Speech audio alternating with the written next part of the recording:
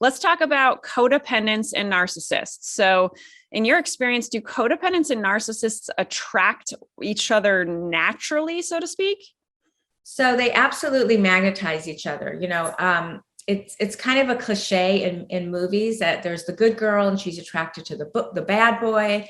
And there's a real truth to this experience all over the country, because I see that in my practice as a therapist, as well as a coach. I work with individuals with codependents who find themselves getting in relationships over and over again with toxic individuals, narcissists in particularly.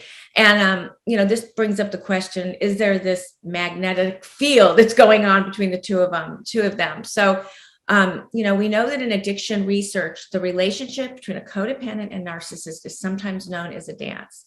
So in my work, there's this definite pattern of behavior where each party plays their role. You got the narcissist over here, the codependent over here, thereby allowing each party to play their role really well. So there's definitely an answer to this question: why do codependents attract narcissists? Well, so the codependent and the narcissist have a poor relationship with themselves. They're actually the same person, two sides of the same coin. The codependent has learned to put others first and to minimize their needs of themselves.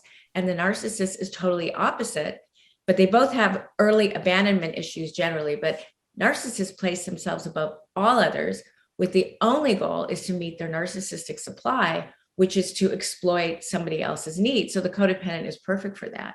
So in the codependent, the narcissist finds the ultimate giver, a person who will just give to the extent of practically losing her or himself. And then the narcissist, with all of his self-importance and fantasy about superiority, the need for constant admiration, the feeling of entitlement, a lack of empathy, they tend to leave significant, they just have this attraction to each other because they both are kind of pulling for what each other needs. So they mold into the needs of the codependent in the early stages of the relationship, and they only show their narcissistic personality once the relationship is formed, once they've done the love bombing, which I'm sure you've had guests that have talked about that beginning stages where they kind of pull you in. So at the same time, the codependent person lacks the ability to set boundaries. They're just this loosey-goosey, and they don't have any boundaries. So that is perfect for the narcissist. They focus on pleasing the narcissist or anybody they can please. And they usually have very low self-esteem. And then they take responsibility for everybody's problem, including the narcissist. The narcissist who doesn't really take any responsibility, always blames the other person, is perfect to attract the codependent who always thinks they're wrong. So yes, that is the narcissist codependent dance, kind of in a long-winded explanation. Awesome. Thank you. I appreciate you sharing that. It is so interesting, right? Like how well those two different personality types go together. And just like you said, right, like both of them tend to be very similar actually people, but just displaying right their coping mechanisms in different ways and having come from abandonment, trauma, you name it. Exactly, Andy. And that's what people don't get. They think that maybe narcissists are so superior. They think they're so great, but underneath that superiority is an inferiority complex for sure. Right. Exactly. So let's talk a little bit about trauma. Like what does trauma have to do with this dance?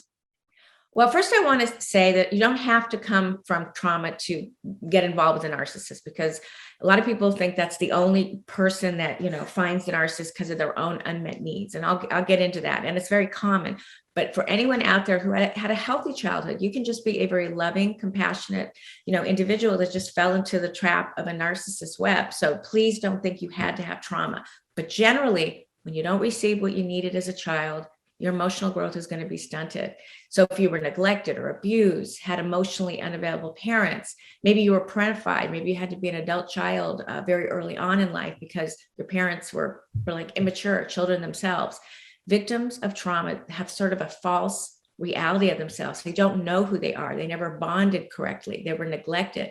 They don't trust their emotions. They second guess themselves. If you ever, whenever I work with a codependent in my office, they're always like, well, they're questioning everything that they're doing because they never had like a sense of self. So that's why. So when they get into the trap of being with a narcissist, that it's like the crazy making, it makes them even more crazy because they don't really have like this structure, this concreteness within them. They don't have a core self. So they don't trust their emotions because they can't access their true feelings. So the reason being is if you were invisible as a child due to neglect or abuse or unavailable parenting, then there was no one to acknowledge you. So you don't learn who you are. You don't learn what your preferences are. You don't know what your boundaries are. So you learn at a really early stage that you don't count. You're not heard, you're not validated. And then you become very other focused. So everything is outside of you. And then the narcissist wants that outside focus. So that's how they sort of find each other, as I was saying earlier. But, if you came from a healthy childhood and you got that nurturing and you got that bonding, then you know who you are, you know who yourself is. Difficult adult relationships develop if you feel invisible. That's just the way it is.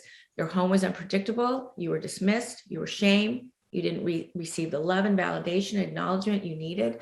You never gained a sense of self. So all of your feelings and thoughts and desires didn't matter. So then when you end up with an abusive, toxic narcissist, it's like you're repeating what you know. You're kind of, it's called repetition compulsion. You're going to keep meeting people that replicate your early family dynamics until you believe on some level subconsciously you're going to get it right, which of course you can't. You can't reparent yourself through a relationship. Mm-hmm. Yeah. So interesting that we're right. That toxic cycle repeats because we're trying to, yes, get it right. And yet that's never going to happen. And that's why you'll see, people will say, why didn't you just leave him? And it's like, no, I'm going to get this. I'm going to get him. I'm going to get him to change. Codependents are always falling in love with potential. They're always falling in love with this fantasy of who they think somebody is rather than really accepting who they are. And they keep repeating these early patterns. And until they really, and I have to be honest, until they really work with this trauma piece with someone like myself or someone who's licensed, someone who understands trauma, either through somatic work, polyvagal theory, EMDR, any of those wonderful trauma modalities, they're going to keep repeating these patterns. You have to heal that trauma. You can't talk through the trauma. You have to heal it. I mean, I know this firsthand because I had early trauma, and I've talked about this on other of your summits, and I don't need to get into it now, but I had to repattern my early trauma in order to start picking better, really make a connection with myself first. Otherwise, I was going to keep connecting to the bad boys. Mm-hmm. Yeah, absolutely. And I actually would love it if you'd share just like a briefness about your childhood trauma, because you have a very unique story. And a lot of people ask about, right, like these infancy kind of experiences. Can you share just like a minute or so? Sure. So that's early developmental trauma. So you could have had a head injury when you were born. You could have, there could be all kinds of things. Maybe you had, what is that thing where they turn yellow? I can't think of the word. Jaundice. For me, I was premature. I was 3.5 pounds. I was put in an incubator, fed through my feet, lived in an incubator the first 2.5 months of my life. Those days, mothers didn't hold their babies. So there was no bonding, no attachment, no connection, just absolutely zero holding, soothing. And because I was fed through my feet, I have to imagine I wasn't really picked up very often. They just changed the feeding tube in my feet. And even today, I'm very sensitive in my feet. Like that is like, if somebody rubs my feet, I am like in heaven. And I think there's something to that. I mean, I don't know, but yeah, there's really like this connection between love and feet, when somebody rubs my feet. But so I got to get those pedicures going. But the point is I didn't get what I needed. And so from the get-go, I was always searching outside myself, literally outside the incubator to come pick me up, love me, validate me, show me that you care. And I would take it anywhere. And I would take the scraps, and I would try to get people to stay, or I would stay with people that weren't good for me just because I didn't want to be alone. And it was debilitating. And I share this story because I don't want anyone out there to feel ashamed or feel like, God, why do I keep picking the wrong people? And why do I keep getting these bad relationships? And why do I stay? And why do I take the scraps? And why do I settle for less? There are reasons. And so that's my story. And I'm sure who's ever on this call has their own story too. Yeah. Thank you. I appreciate you sharing that. It really is I think a really special story. And for people who have had some kind of like early developmental trauma, I'm sure they can relate to, bits and pieces of your story as well. So you're not alone if that is also an experience of yours. So thank you. What about trauma bonding? We talked a little bit about how trauma ties into this codependent narcissistic dance. What about trauma bonding? What is that? So there's different types. There can be the type where you end up with someone who has the same issues as you. Like, let's say you both had abandonment issues. So then you find each other in a relationship and then you become bonded. You can have a trauma bond with siblings. Let's say your parents were neglectful or abusive or alcoholics, addicts, whatever. These siblings become very close. You become your own, you kind of parent each other. And then there's the narcissist codependent trauma bond. So it's interesting how, survivors or trauma survivors can be magnetized to each other. And we call this trauma bonding, but one is overly aggressive and then the other is passive. So that's like a trauma bond, these two opposites. One is controlling, the other is accommodating. And that's why codependents are often attracted to narcissists. So they end up manipulating each other. And yes, everybody, codependents can be manipulative too, not just the narcissist. They end up manipulating each other in a way to get the other partner to validate their inner reality that they lost, because they both have these, abandonment issues. So this can show up as insecurity for one of the partners in a relationship. One needs constant validation by the other. The other does not meet that needed validation. So that other person starts to feel more insecure.